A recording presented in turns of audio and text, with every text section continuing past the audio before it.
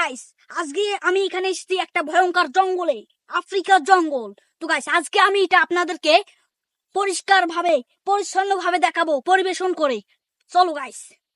তো গাইস, এটা দেখতে পাচ্ছেন, এটা কিন্তু খুবই ভয়ঙ্কর। এটাতে কিন্তু সাপ এবং বিচ্ছু এবং ঢোরা সাপ মোরা সাপ যা থাকে, এখানে কিন্তু আরো ভয়ঙ্কর সাপ থাকে যেগুলি খুবই ভয়ঙ্কর। যেমন আপনার মনে করেন সেই একটা ভয়ঙ্কর সাপ আপনার চায়না দেশি, সেটা হচ্ছে আমাদের অজগর সাপ, যেটা বাঙালির সবচেয়ে বড়।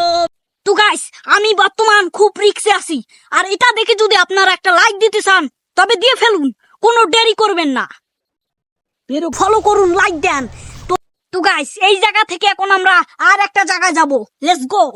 তো গাইস, এটা যে আপনারা দেখতে পাচ্ছেন, এটা হচ্ছে একটা ভুট্টা বাড়ি, যেটাতে শিয়াল এবং নেকড়ে, এখানে অনেক ভয়ঙ্কর জিনিস থাকে। তো এই জায়গাটায় আপনারা কখনো ভুলেও আসবেন না, না হলে আপনাদেরকে সাপ বিচ্ছু শিয়াল এগুলো খেয়ে ফেলতে পারে।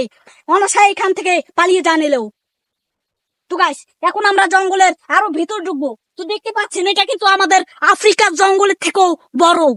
দেখুন, শিয়াল বিচ্ছু কিন্তু ওখানে রাতে আসে, খবরদার আপনারা এখানে হাঁকতে আসবেন না। তো গাইস, এখানে কিন্তু আর বেশিক্ষণ থাকা যাবে না, শীতকালী শব্দ আসতেছে। হ্যাঁ,